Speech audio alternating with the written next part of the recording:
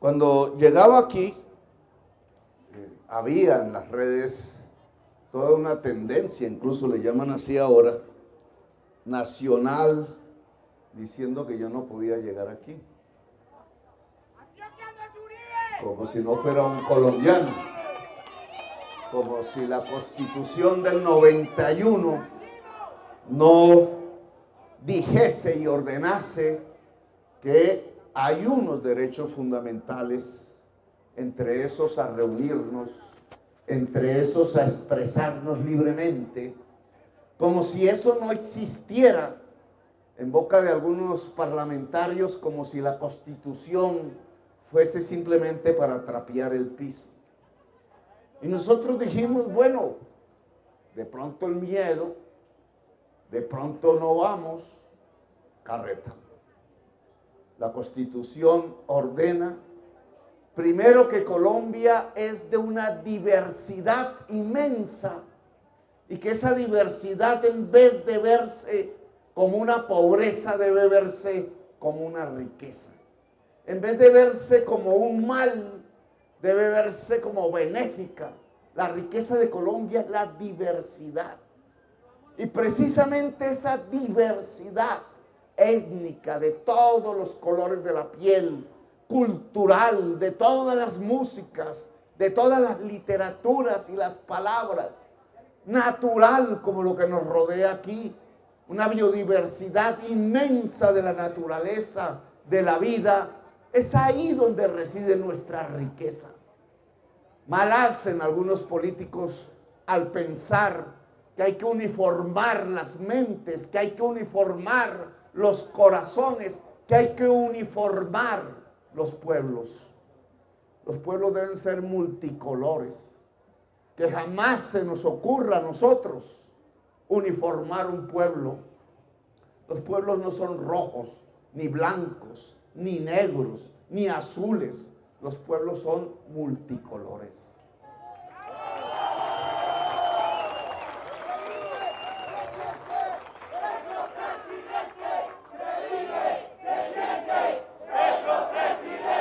Viniendo aquí, entonces pensaba, bueno, si esta diversidad es lo que nos junta, lo que puede ser nuestra riqueza, jamás en las personas que voten por el pacto histórico, jamás en las personas que nos acompañen con su abrazo, con su cariño, con sus ganas de proteger, con sus ganas de cambiar el mundo y de cambiar a Colombia, jamás debe anidar el sectarismo. En Jericó, en la región y en general Antioquia, hay un movimiento político que ha ganado las intenciones del voto de alguna manera y por muchas razones que hay que entender, ha sido privilegiado por el voto de la ciudadanía antioqueña, por el voto de la ciudadanía de la región. Ese movimiento le llamamos el uribismo. Hoy se llama el Centro Democrático, hace unos años de otra manera. Y hay que garantizar, cuando nosotros ganemos la presidencia de Colombia, en un momento en el que seremos mayoría, no sé cuál será el resultado electoral en Jericó, bastante distancia nos tomaron en el año 2018. Quizás en el 19 seamos, en el 22 seamos mayoría o no. Pero lo que sí hay que garantizar es que si Gustavo Petro es presidente de la República de Colombia, jamás una sola persona, un solo integrante de una familia colombiana, un solo dirigente, sea de las alcurnias, sea de las bases, será perseguido simplemente porque fue o es uribista. Aquí no llegamos ni a vengarnos, ni resentidos, ni nada por el estilo. Aquí no llegamos a construir odios. Aquí no llegamos a construir sectas. Las sectas y los odios ya condenaron en la historia de Colombia a centenares de miles de campesinos y campesinas, jóvenes y viejos, unos vestidos de rojo y otros vestidos de azul, a matarse entre sí. Condenaron a centenares de miles de personas al genocidio, a la muerte. Nosotros no podemos construir ese tipo de senderos. Nosotros no podemos construir una sociedad del odio, porque una sociedad del odio no puede construir belleza, no puede construir democracia y no puede construir ni justicia ni paz. Así que cuando se instale el gobierno del pacto histórico, todas las personas, cualquiera que haya sido su decisión política, si votaron o no votaron, si votaron por Petro o votaron por cualquier otra persona, deben sentirse tranquilas. Aquí llegamos a construir el futuro y el presente. Un futuro y un presente que sí es de cambio, que representa el cambio de Colombia. Por eso nos llamamos pacto histórico. Pacto porque nos queremos, porque queremos construir las reformas, las transformaciones a partir del consenso, de hablar incluso con el rival. Le decía al representante a la Cámara, Juan, oiga, espéreme ahí, nos tomamos un tinto allá en el restaurante Pollo Loco. Él dijo que no se tomaba un tinto sino con amigos. Y yo le dije, la única manera de sanar el corazón es que no veamos la política como una construcción de enemigos. A pesar de la diferencia, siempre habrá puentes, siempre habrá objetivos comunes. Venga Juan y ayúdenos a construir aquí no un distrito minero, sino un distrito agrícola y agroindustrial.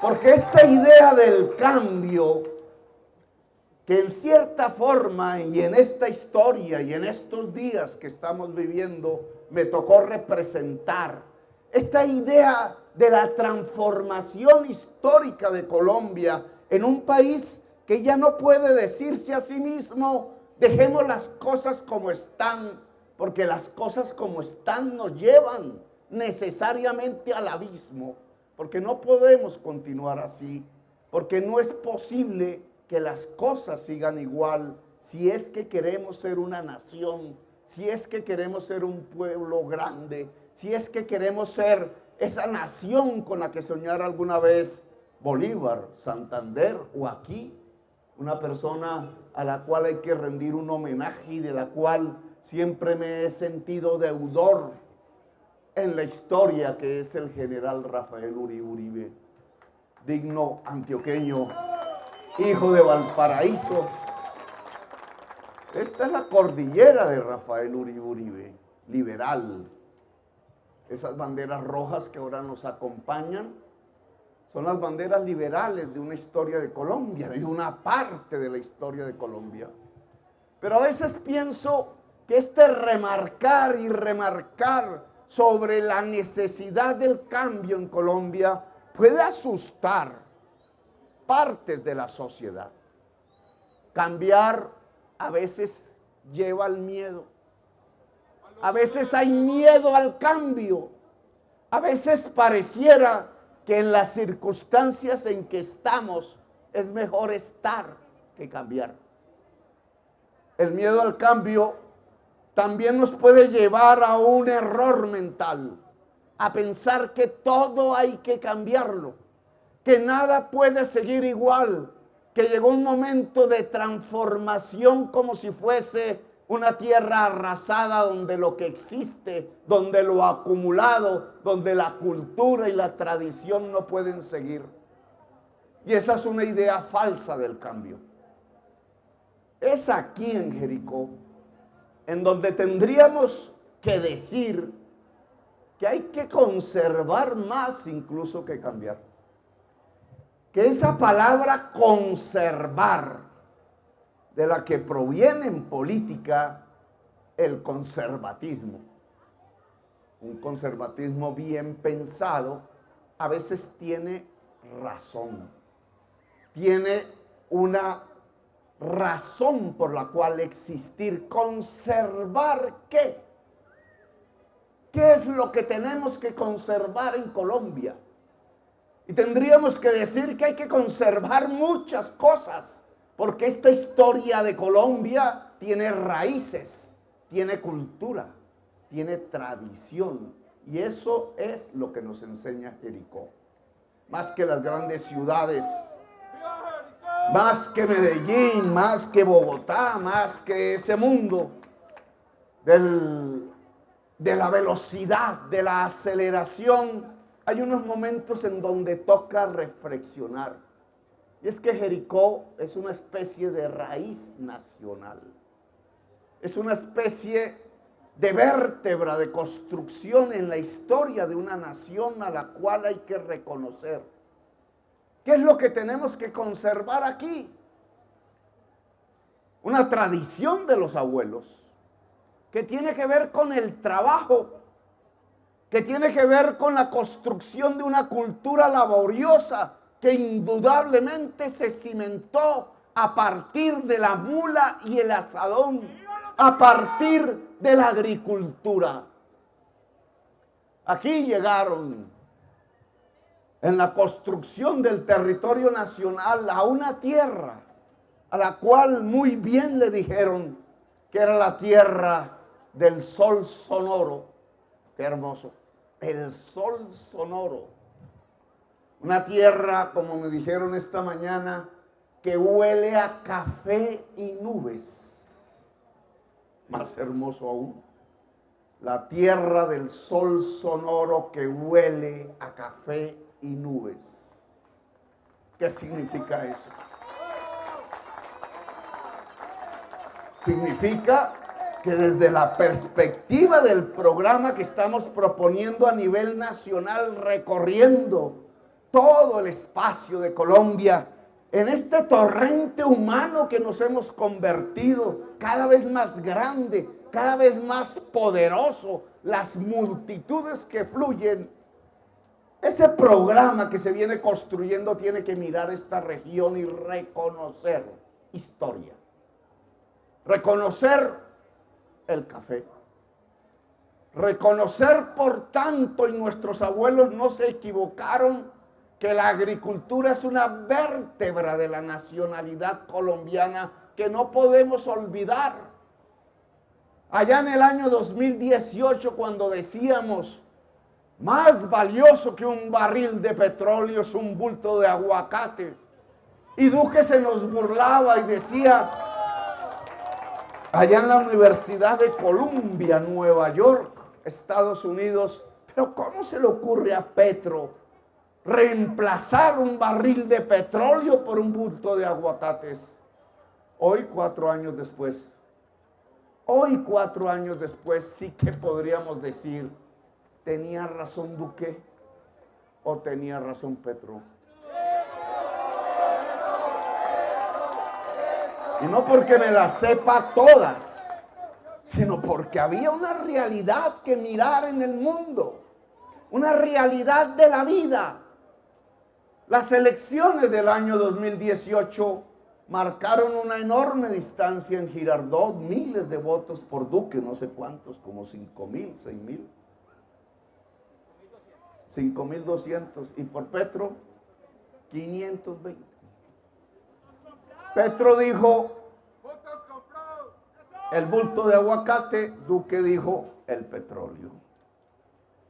Nadie pensó en Jericó quizás en ese momento que esa selección iba a afectar el mismo territorio de Jericó, que iba a afectar lo más tradicional de la vida de Jericó, porque cuando Duque dijo petróleo, estaba encarnando un proyecto político que es el que defiende los intereses económicos que se libran y se construyen alrededor de un tipo de economía que es la economía de la extracción, de sacar de debajo de la tierra lo que ningún ser humano puso allí. Quizás Dios, diría nuestro obispo, quizás la geología, pero ningún ser humano. Es decir, sin trabajo, sacar lo que hay debajo de la tierra. Eso se llama extractivismo. Contrario a la tradición de Jericó, que era con el asadón y la mula escarbar esas tierras para hacer surcos, para sembrar café, que es un producto del trabajo humano, al cual no solamente hay que meterle el músculo, y antaño era más músculo que otra cosa, y que hoy cada vez hay que meterle más el cerebro, pero entre el músculo y el corazón y el cerebro, la esencia de la producción agraria, entre ella el café, es el trabajo humano. Y esa es otra economía diferente. Esa economía se llama economía de la producción. Dicen los padres de la economía que la riqueza nace del trabajo, no de la suerte ni del azar. Paradoja aquella en donde la mayoría del pueblo de Jericó, bien intencionado o no hay que criticarlo, votó por quien iba a acabar con su trabajo. Y es que si se premia una economía de la extracción, entonces el gobernante no ve la riqueza por encima de la tierra, sino por debajo. El gobernante no ve la riqueza en el trabajo del ser humano, sino en el azar geológico. El gobernante hace las cuentas de manera diferente a como lo haría un economista o una economista sabia, incluso sin aprender y sin pasar por la universidad. Por ejemplo, el gobernante dice: si yo saco el petróleo y saco el carbón de las tierras de la Colombia y lo meto en un tubo y se va al mar, en los transatlánticos o en los trenes automáticos, entonces esa producción, que no es producción sino extracción, me puede representar, como en el año 2013, 40.000 millones de dólares. ¿Para qué el café si solo representa 2.500 millones de dólares? Dirá el gobernante embrutecido por el dólar. Y entonces esos que hacen la política en Bogotá o en Medellín dijeron: fácil, es mejor que Colombia dependa del petróleo y del carbón y no del café, porque entonces cada año llegará a 40.000 millones de dólares. Si se le suma la exportación de cocaína, 15.000 millones de dólares más.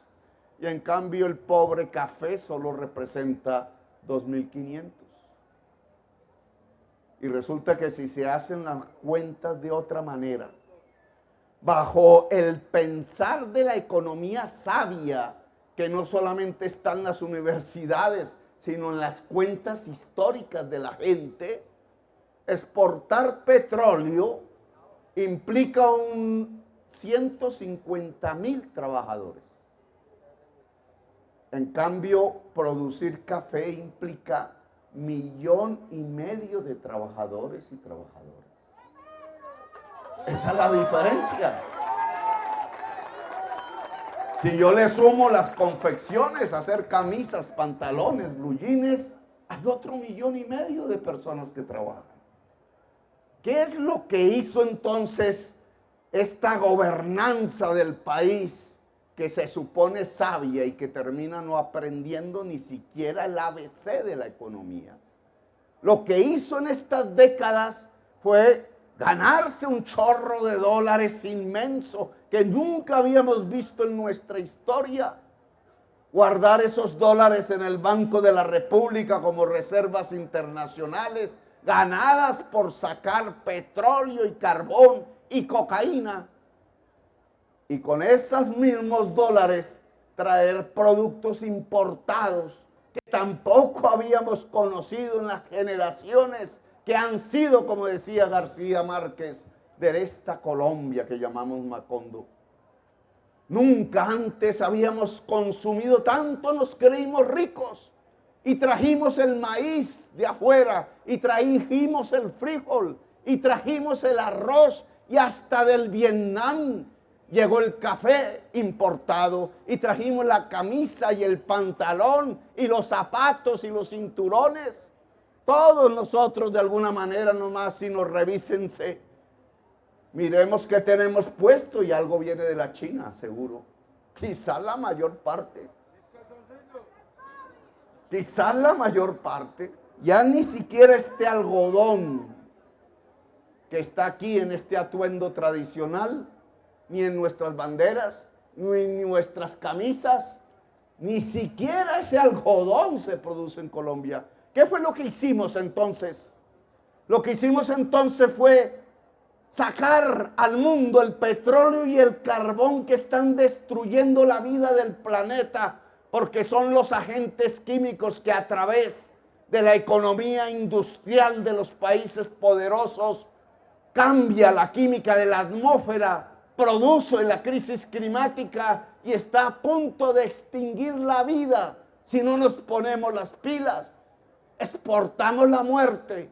Trajimos 40.000, 60.000 millones de dólares al año y con eso importamos lo que se producía en Colombia y acabamos la agricultura y acabamos la industria. Cambiamos por los dólares el trabajo. Cambiamos por esos dólares y sentirnos aparentemente ricos lo que sí produce la riqueza, que es el trabajo del ser humano. Se acabó la agricultura y se acabó la industria. Miren la crisis de la gran ciudad de Medellín después de la crisis de su industria. Y miren la crisis que vive la sociedad colombiana hoy a partir de que no puede ya ni siquiera trabajar. Crisis del hambre. ¿Cuántas ciudades del hambre hay hoy en Colombia? Barranquilla, Cartagena, la misma Bogotá en un solo año, en la gran capital de este país. 1 millón de personas pasó a la pobreza cuando era clase media. Seguro que en Antioquia las estadísticas no son nada buenas. Y solo en los lugares en donde se ha resistido, se ha producido, se mantiene el trabajo, aún se defiende la agricultura, el hambre no avanza. Jericó es uno de esos lugares. Pero Jericó es un lugar amenazado. En la idea loca de los gobernantes, muchos, todos, por los cuales ha votado las mayorías del pueblo colombiano, el trabajo no importa, sino el chorro de dólares para importar. Las carreteras ahora se hacen para que las tractomulas puedan más fácilmente traer productos importados. No hace 15 días, estando en Buenaventura, podía observar cómo los barcos transatlánticos llegaban cargados de contenedores con algo que los marineros llaman la línea de flotación bajo la superficie del agua, y cómo salían esos mismos barcos con la línea de flotación por encima de la superficie, lo que indicaba que iban vacíos. Barcos que llegan llenos, barcos que se van vacíos y nos creemos ricos. Todo ese contenido de esos contenedores pasa a la carretera. Las carreteras son hechas para traer la importación y aún nos creemos el cuento de que nos podemos sentir ricos, de que podemos consumir todo lo que viene en esos contenedores sin que en Colombia se produzca el trabajo. Y en la economía no es así. Por eso lo que estamos proponiendo es un cambio. Si el petróleo y el carbón pueden matar la humanidad en el corto plazo, si la cocaína no nos hace bien, ni aquí ni al mundo.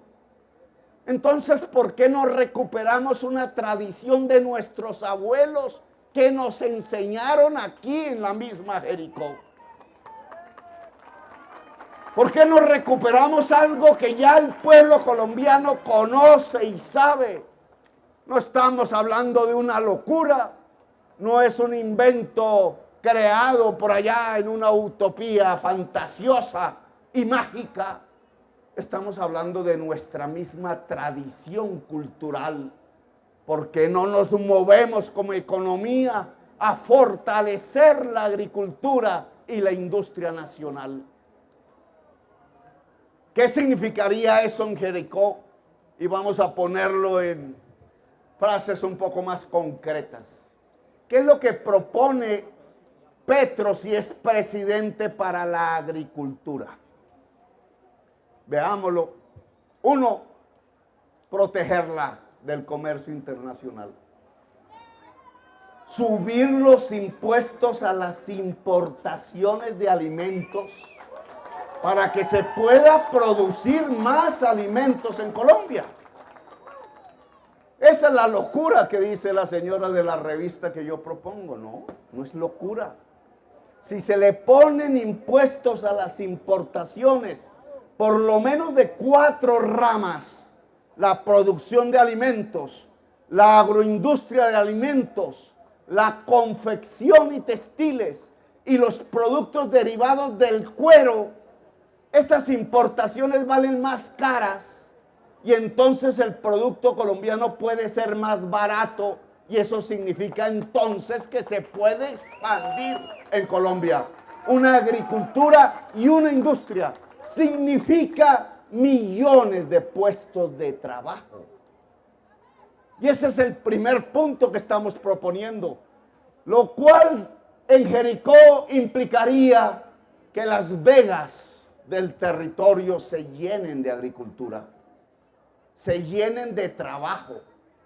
Si lo que el pacto histórico propone es priorizar la agricultura, simplemente la idea loca de los funcionarios del Ministerio de Minas en la ciudad de Bogotá, trazando en el mapa sin conocer el territorio y la gente, una frontera que abarca casi toda la región, que se titula Distrito Minero, deja de existir en el gobierno de la Colombia humana.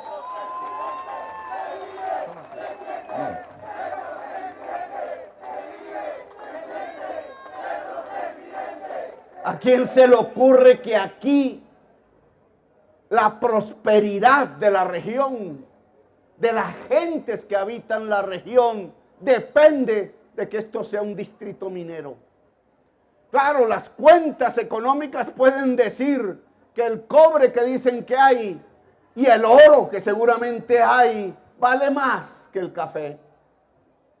Pueden decirlo las cuentas económicas ignorantes, porque el trabajo para sacar el cobre y el oro es mucho menor en números de personas que el trabajo para producir el café y los alimentos en esta región.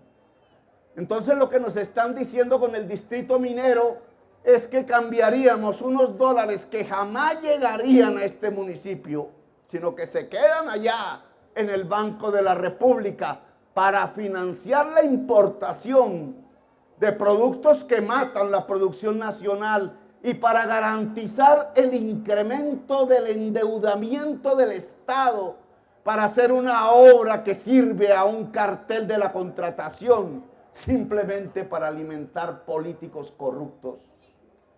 Que esos dólares que no llegarían aquí son más importantes, dirían ellos, que los miles de trabajadores y propietarios de café, de cardamomo.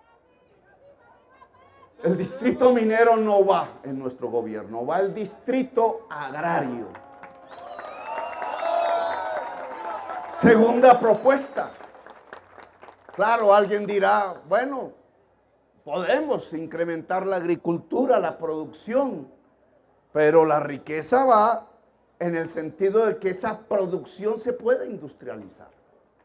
El gran error del café en el siglo pasado es que la Federación de Cafeteros decidió muy fácilmente, yo diría muy de vagos, como dice la Cabal, pobrecita, muy de vagos, comprar el café en grano, venderlo en grano por cantidades a la General Food, a la Nestlé, y ellos, muy inteligentes, iban a sus países en Europa, Estados Unidos, a procesarlo y a mezclarlo.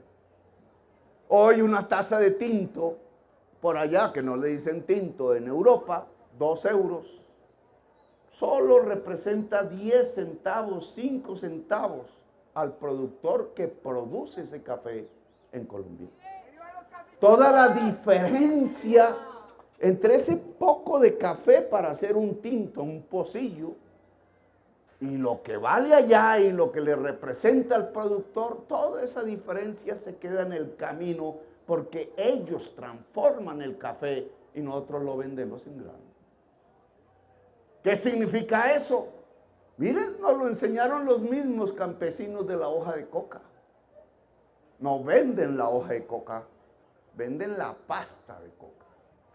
Ellos mismos transforman, los persiguen por ello, los llevan a la cárcel, un vegetal en un producto semi-industrial. ¿Por qué no podemos hacer eso con el aguacate, con la papaya, con la piña, con el cardamomo? ¿Por qué no podemos hacer eso con el café? Podemos industrializar, solo que a diferencia del arroz, y ahí nuestra propuesta, en donde 2 molineros, Diana y Roa, muy amigos del gobierno, le compran a los productores de arroz al precio que se le da la gana. Compran el arroz verde que se puede podrir y entonces se aprovechan. Si no me lo vende ya a este precio, se fregó. Lo procesan y entonces ese arroz ya dura y lo venden al público al precio mucho más alto de lo que lo compró. Al pobre productor lo arruina. ¿Por qué nosotros no podemos entonces hacer que la agroindustria sea propiedad cooperativa del mismo productor agrario? ¿Por qué tenemos que separar al campesino de la industria y entregarle la industria al que es poderoso y dejar al campesino siempre jugado al asadón y a la pobreza? En el mundo eso no es así, porque ya habrá alguien que me diga neocomunista. Ya lo dijeron. Ahora hay neoliberales.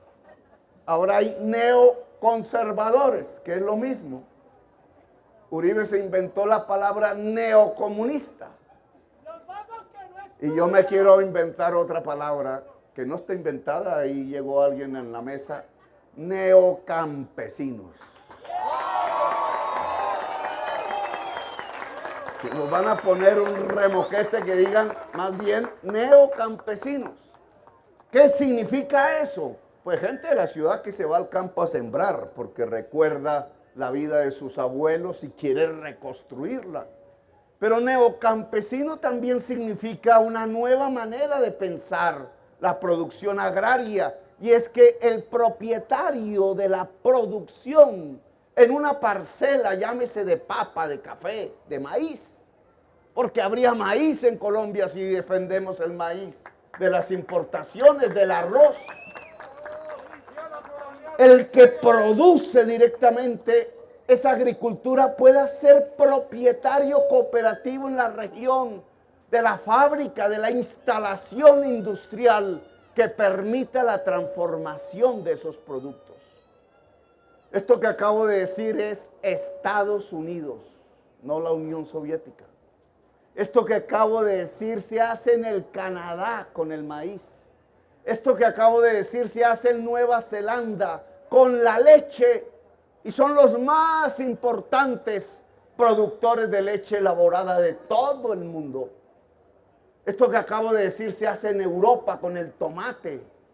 Se hace en Europa con las naranjas, con las peras y con las manzanas.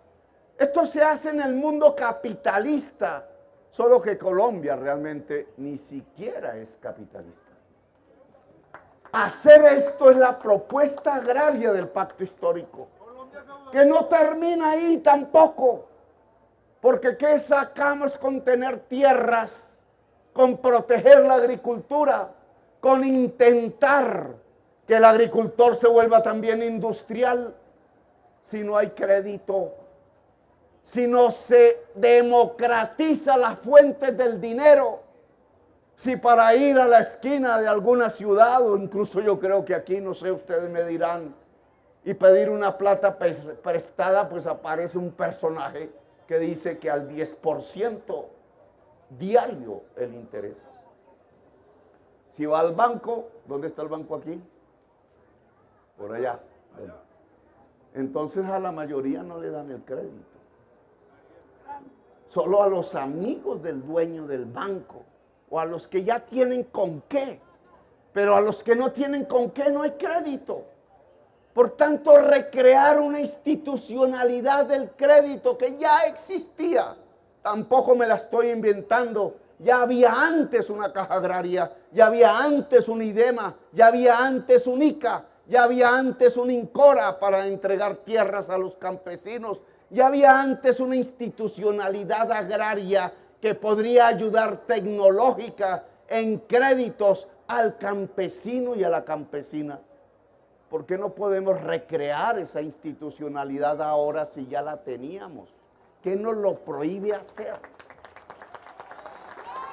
¿Qué obstáculo mental existe que no sea el de un poco de políticos adictos ya a los chorros del dinero, del petróleo, del carbón y de la cocaína que se los roban?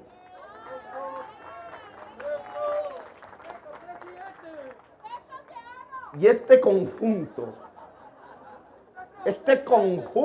pues es la política del amor. Cuidado, cuidado. Este conjunto de medidas que tienen que ver con cómo construir una Colombia productiva, no extractiva, con hacer del trabajo la fuente de la riqueza nacional. Entre más trabajo, más ricos seremos. Implica una condición que también tiene un efecto en el territorio de Jericó. No solo podríamos tener un territorio más agrario, más poderoso en la agricultura, más con las posibilidades de la agroindustria, sino que necesitamos ya no solo músculo para producir. Ya no es el asadón que se va quedando en los monumentos del pasado, el instrumento fundamental. En estas vegas ni el tractor. Ya no es la fuerza muscular del hombre. Por eso nos fuimos convirtiendo en una sociedad bastante machista, la que puede trabajar. Ya esos celulares que ustedes tienen ahí sacando fotos de esta tarima, y ustedes sacándole fotos a la manifestación, ya ese celular, si ustedes lo ven, mira, Susana Boreal carga eso con mucha suavidad. No necesita levantar pesas para hacerlo. ¿Qué es lo que vale de ese celular de Susana Boreal o de Aquino? Las matemáticas que hay ahí. Los algoritmos, le dicen a otros. El software en inglés. La programación que permita que esos materiales físicos sirvan para hacer lo que hacen, es decir, telecomunicarnos, ver redes, transmitir, hacer que esto se conozca si RCN no quiera transmitirlo, lo pueda ver el que quiera verlo. Extender estas ideas, a veces simplemente comunicar un chisme, pero eso tiene ya no el músculo, no es el asadón, es el cerebro. Y entonces la región tiene que afrontar un reto que yo quiero asumir si soy presidente. Si de verdad vamos hacia una economía productiva, si de verdad dejamos ese mundo anquilosado, anacrónico y mortal, mortífero diría yo, del carbón y del petróleo, a pesar del chorro de dólares que ya ni está, porque el precio del carbón y del petróleo se desplomó el año pasado.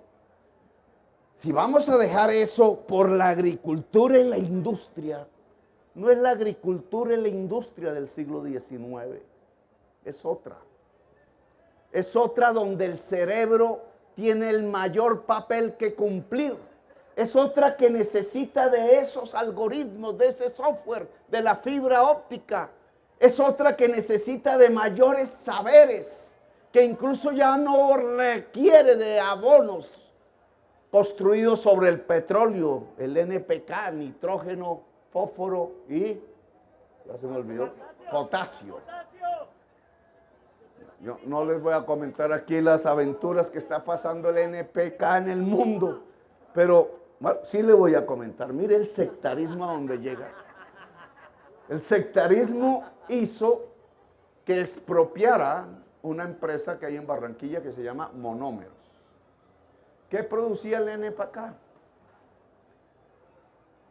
Lo expropiaron, se lo entregaron a los amigos de Guaidó, porque eso era de Venezuela. Era Colombo venezolano, eso era el nombre que tenía.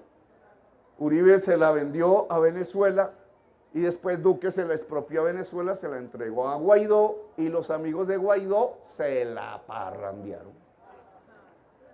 Y hoy da pérdidas, cuando era una empresa colombiana bollante. Al dar pérdidas ya no hace el NPK.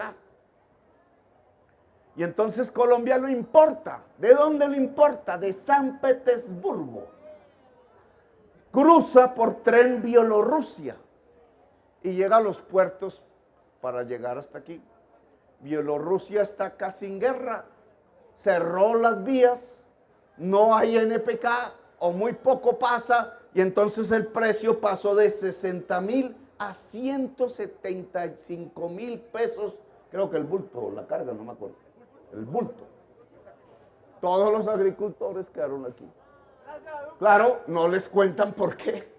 ¿Por qué creció el precio de 60,000 a 175,000? Por pura brutalidad sectaria y política. Porque nosotros lo hacíamos. Y ahora se nos ocurrió quebrar la empresa con que hacíamos los abonos y los insumos agrarios y traerla de un país que está a punto de hacer estallar una guerra en Europa. La agricultura colombiana está a punto de quebrar por puro sectarismo político. Si logro ser presidente, nosotros volvemos a producir el NPK en Colombia.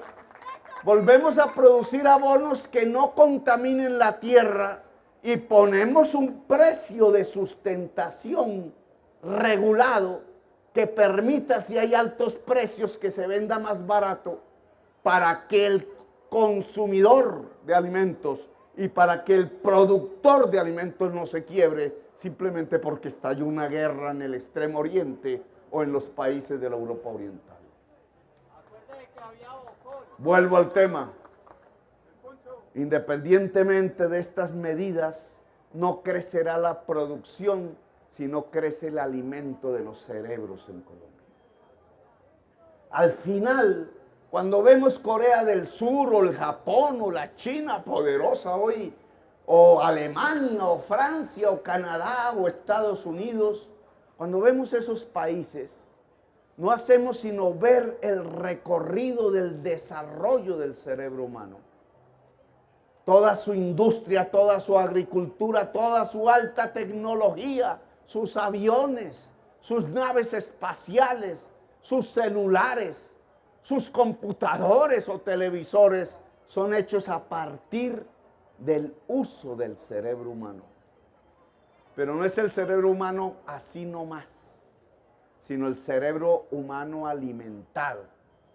¿Cuál es la alimentación del cerebro? La educación, el saber.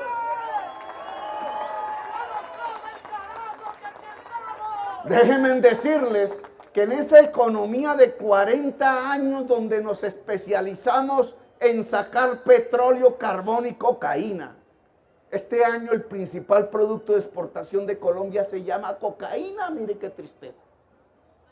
Hace 70 años se llamaba café. ¿Ustedes creen que ha avanzado Colombia cuando el mundo hacía sinónimo de la palabra Colombia, la palabra café? U hoy, cuando el mundo hace sinónimo de la palabra Colombia, la palabra cocaína. Habremos avanzado. En estos 40 años no se quiso expandir la educación para el pueblo colombiano. Para sacar petróleo en un tubo o carbón en un tren automático o cocaína, no se necesita el conocimiento, las matemáticas. La cocaína necesita un poco más porque necesita de químicos y de astutos. Pero en el petróleo y en el carbón apenas una ingeniería, apenas cómo abrir un hueco y sacar lo que hay debajo. Por eso hubo una renuncia al sistema educativo de Colombia. Por eso el señor Uribe, y es lo que más le critico, cambió la Constitución de Colombia en ese artículo que hablaba de cómo financiar la educación, que decía en la Asamblea Constituyente, como cualquier padre o madre de familia diría también en su hogar, que en la medida en que crecieran los ingresos del Estado, debería crecer más incluso que proporcionalmente a ese crecimiento los recursos para la educación de la juventud. Si a mí me crece el sueldo, lo primero que pienso es en ver cómo tiene una mejor educación mi hija, mis hijos. A veces hay quien, porque lo hay, que piensa un poquito más de cerveza. Lamentablemente, y ese es uno de las grandes catástrofes sociales que hoy tenemos, muchos hombres en Colombia dejan cuando embarazan sus hijos y dejan la mujer sola, empobrecida, porque se van, huyen. Ese es un tema del que hablaremos en otra oportunidad, porque eso no puede seguir siendo así. Porque ese es uno de los mecanismos de mayor empobrecimiento. Quizás parte de ese fenómeno que es la mujer madre cabeza de familia, que en Pereira, por ejemplo, llega a la mitad de las familias de Pereira. La mitad de las familias de Pereira no es papá, mamá y hijos. Es mamá e hijos. En Bogotá, cuando contamos, había 500,000 de familias que eran mamá e hijos. Y eso significa millones de hombres, millones, que embarazan y se van, huyen. Jóvenes, seguramente la mayoría, quizás parte tiene que ver con una educación, parte quizás tendrá que ver con una falta de oportunidades. Pero esto que yo llamo la educación, a la cual se ha renunciado, Uribe cambió el artículo, dijo que no creciera más que los ingresos de la nación. Y el pedazo que cogió se lo llevó a la guerra, a comprar armas. Y aplaudimos, yo no, pero otros, la mayoría sí, aplaudimos eso. Es decir, que se le quitara la plata, el dinero, a la educación de los hijos para ser llevada para comprar tanques de guerra y fusiles. Y mire qué triste paradoja.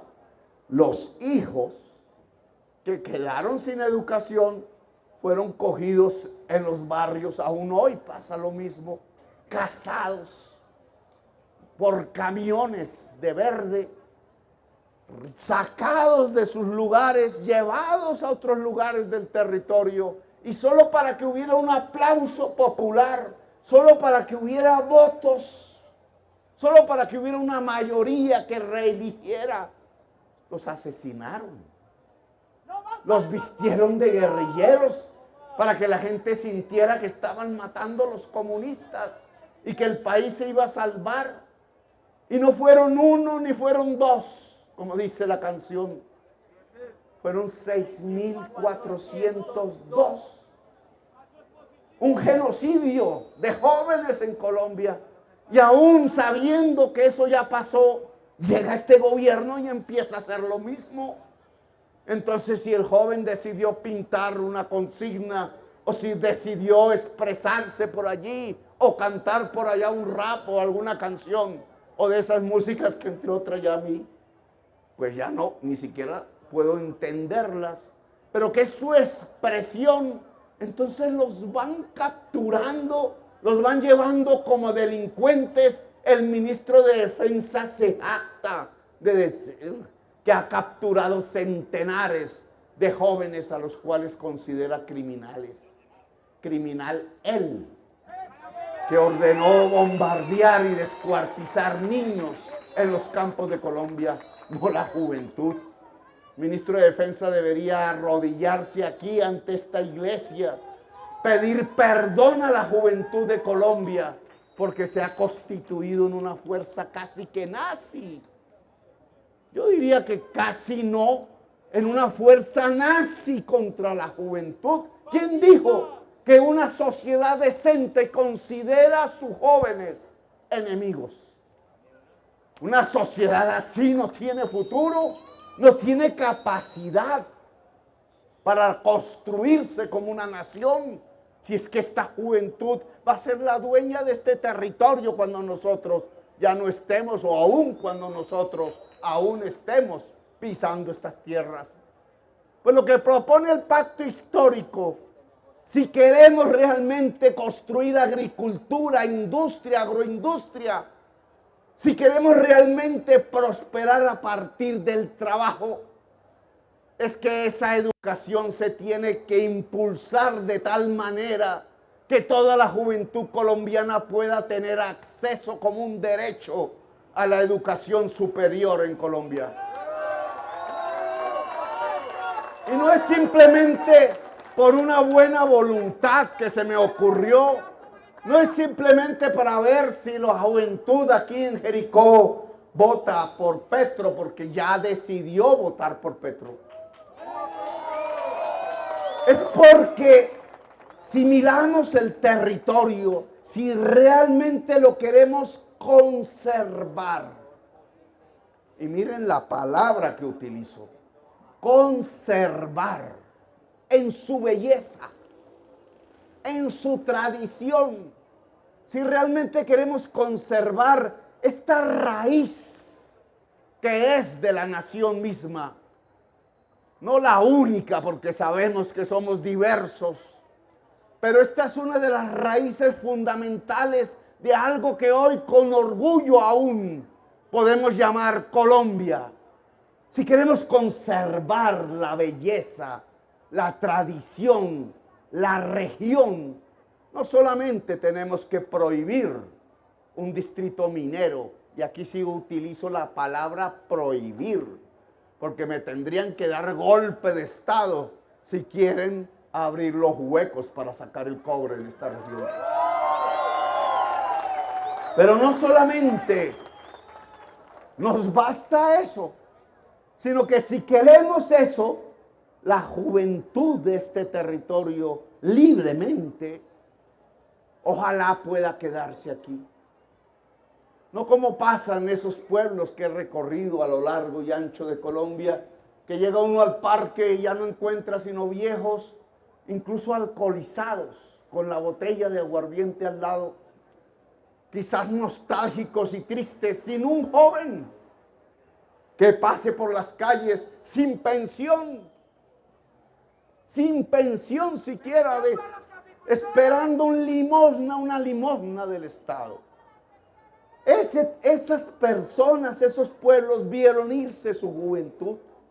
No había oportunidades, no había estudio, no había nada que permitiese que un joven, una jovencita pudiera permanecer en la tierra de sus abuelos, de sus padres, de sus ancestros, de sus primeros amores, de sus lugares donde aprendió a vivir. No. Si queremos que este territorio se preserve en su belleza, tenemos que lograr que su juventud libremente quiera estar aquí. Y la única manera para que esté aquí es que tenga las oportunidades de la vida.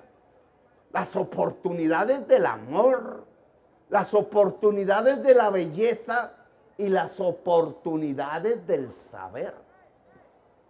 Saber significa que en este territorio tiene que haber sedes de la universidad pública y gratuita. La de Antioquia, o como quieran, las que existan. No se trata de inventarlas, pero se trata de fortalecerlas. Yo he hecho las cuentas a ver si lo que estoy diciendo se puede llamar demagógico o populista. Hay que hacer crecer el presupuesto anual de la educación superior de 4 billones a 14 al año. Y el presupuesto nacional vale 350 billones.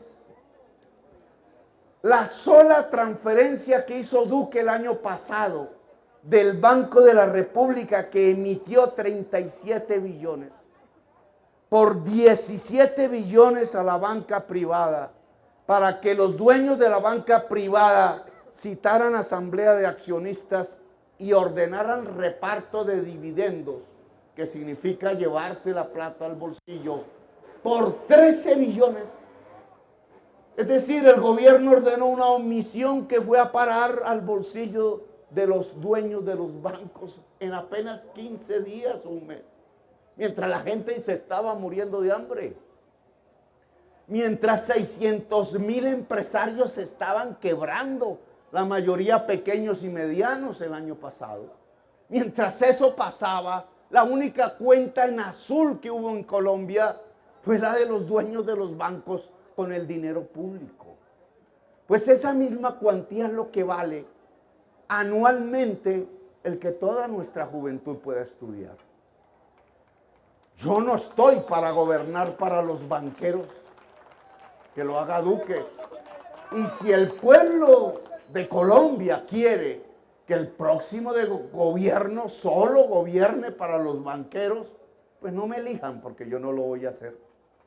Yo quiero gobernar es para la juventud, para el campesinado, para la mujer, para la gente que trabaja, para la base misma de esta sociedad. Y eso implica que el presupuesto se ordena de otra manera. No para hacerle negocios a los banqueros, sino para garantizar los recursos que garanticen la construcción de las sedes universitarias, la contratación del profesorado capaz de dar educación superior en las diversas formas del conocimiento humano y de la sensibilidad humana. Porque no solamente se necesita enseñar matemáticas o física, sino que se necesita enseñar también la belleza, el arte, la cultura, la escritura. Una sociedad que se ha acostumbrado a la muerte tiene que ser sensibilizada. Y la sensibilización, entre otras, tiene que ver, y hay que decirlo, con la religión. Para quien es religioso, tiene que ver con la poesía, tiene que ver con la pintura, tiene que ver con el teatro, tiene que ver con la canción, tiene que ver con la palabra hermosa, tiene que ver con la espiritualidad. Las sociedades que van a la insensibilidad, y nosotros hemos recorrido un trecho enorme de insensibilidad, que casi que vemos un muerto en la esquina de un pueblo y ya no nos pasa nada. Esa insensibilidad solo es sinónimo de lo inerte. Esa insensibilidad solo es sinónimo de lo muerto. Una sociedad viva es una sociedad sensible. Aquí nació la madre Laura. Y aquí nació Héctor Abad Gómez. Quizás algo distantes, no sé si se conocieron o no, no tengo esa historia. Quizás si uno habla de la madre Laura diría, ¿y Petro qué tiene que ver con la madre Laura? Petro qué tiene que ver con Héctor Abad Gómez. Y resulta que sí tenemos que ver. La madre Laura enseñaba espiritualidad, escribía sensibilidad. Bueno, nosotros lo que tenemos que hacer crecer aquí es sensibilidad, espiritualidad, arte y cultura. Si se hace a través de la iglesia o se hace sin la iglesia, si se hace a través de los diversos caminos del corazón, pues que se haga. Pero aquí tenemos que ser sensibles, una sociedad del conocimiento y una sociedad sensible, para que nunca un tirano destruya esta sociedad, para que nunca sea posible llevar a este pueblo como un rebaño al matadero. Esa es la defensa ante la muerte. Pues bien, el territorio tiene que tener universidad pública. Es la forma de lograr que esta juventud se quede. Y si se queda esta juventud con alimento en el cerebro y no solamente en el estómago, entonces podemos articularla al que está produciendo el café, el maíz, el cardamomo, el aguacate, al que está cuidando el agua, a la que está cuidando los niños y las niñas. La ciencia articulada a la producción. Ese es el camino de desarrollo de la sociedad. Y esa es la propuesta que nosotros queremos hacer aquí en Jericó. Llámenme como quieran. Cualquiera de los epítetos. Insultos recibo por doquier. Amenazas también. Todos aquí recibimos amenazas todos los días, todos los instantes. Pero estamos señalando un camino. Estamos señalando una posibilidad. Fíjense ustedes que no he recurrido ni a modelos extranjeros, ni me estoy vistiendo de rojo o de azul. Fíjense ustedes que no traigo las teorías que llaman del castrochavismo. Fíjense ustedes que para diseñar este camino no se necesita expropiar a nadie. Los expropiadores son los que están diciendo que hay que sacar el cobre debajo de las montañas, porque van a expropiar a los campesinos de su agua. Los expropiadores son ellos. Los expropiadores son los que sacaron a 6 millones de campesinos de sus tierras y los desplazaron a sangre y fuego. Los expropiadores son los que le han quitado a 600,000 empresarios el año pasado por una política económica nefasta sus empresas. Cuando yo fui alcalde de Bogotá, entregamos la ciudad con 400,000 empresas, la recibimos en 250,000. Hoy Duque entrega el país con 600,000 empresas menos. ¿Quién es el expropiador? No les gusta es que yo amenace sus privilegios. No les gusta que yo les quite la ubre de la vaca, del petróleo y del carbón con la cual están ordeñando el presupuesto nacional e hinchándose vagamente y cabalmente de los ingresos de la nación. No les gusta que podamos plantear una reconstrucción de la historia nacional, si es que todos nosotros y nosotras hemos sido hijos y nietos de campesinos y labriegos. ¿Por qué no continuar por ese sendero? ¿Quién dijo en esa historia de nuestros abuelos que andaban por estas montañas difícilmente, que entonces lo que querían de sus nietos era que se volvieran traquetos, narcotraficantes o asesinos de su hermano? Ese no fue el camino que nuestros abuelos impulsaron. Nuestros abuelos tenían tanta sabiduría que incluso reconocieron dónde queda el río Cauca aquí, allá. Reconocieron que en ese valle, que va desde el sur de Colombia hasta casi el mar, y a través del río Magdalena al mar, ese valle que nos lleva al mar,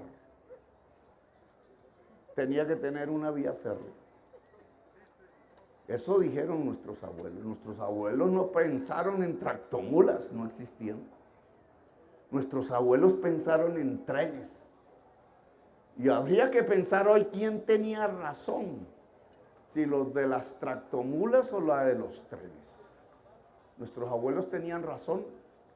Solo ustedes imagínense como una posibilidad futura. Imagínense este mundo de agricultura y agroindustria. Este mundo de universidad pública y juventud. Este mundo de belleza natural. Este mundo de turismo que no contamina, que puede crecer aún más y llenarse de monos y ojiazules y todos los pueblos del mundo viniendo a mirar. Hay que cuidar, obviamente, el territorio de eso. Pero imagínense, y que ya no llevan el dólar al Banco de la República, sino que lo cambian aquí con el vecino y con la señora y con el señor, que se va volviendo dueño, ahí sí, de las divisas, no como pasa con el petróleo y el carbón. Imagínense en ese mundo de la agricultura, la industria, la juventud, el conocimiento, el turismo y un tren moderno. Hasta el mar. Sueño, utopía. ¿No es esto lo que pasa en el mundo del desarrollo? ¿Es esto una ilusión? Claro, no se puede hacer en 4 años, porque habrá quien diga, Petro, eso sí no lo puede hacer. Y es cierto, lo puedo estudiar, lo puedo entregar en términos de ingeniería en el estudio de diseño. Quizás podamos, si Duque nos deja algo en el presupuesto, iniciar la construcción. Obviamente son planes de décadas incluso. Europa lo hizo en un siglo, toda su red ferroviaria. Pero el desarrollo es ese, pensarlo. Ellos lo pensaron hace décadas. Se mataron entre ellos y fueron suficientemente inteligentes para saber que no había que matarse entre sí, sino que había que unirse. Desdeñaron las voces de la guerra y del matarnos, y más bien escucharon las voces que nos dicen de que hay que amarnos el uno al otro y a la otra. Esas voces llevaron al desarrollo en Estados Unidos y llevaron al desarrollo en Europa. ¿Cómo no podemos pensar que la mejor forma de conectividad de esta región con el mundo es la fibra óptica y el ferrocarril? ¿Cómo no vamos a pensarlo si es posible? Si es que la tecnología existe, claro que cuesta, pero es la producción agraria e industrial, es la posibilidad de articular el cerebro y el conocimiento a la producción lo que nos puede permitir el desarrollo de la región en términos de respeto a la naturaleza y al agua. Claro que podemos. He expresado aquí 3 criterios: el desarrollo agrario y agroindustrial, el desarrollo del conocimiento humano y una nueva forma de conectividad que se puede hacer en la región y comenzar desde ya. Este es el programa que les traemos. Esto es lo que queremos hacer en este territorio. Aquí nadie debe sentirse ni amenazado ni asustado. El que se asuste, como dicen en mi pueblo, que se compre un perro, porque nosotros no venimos a asustar a nadie. Lo que venimos a hacer aquí es a proponer un camino.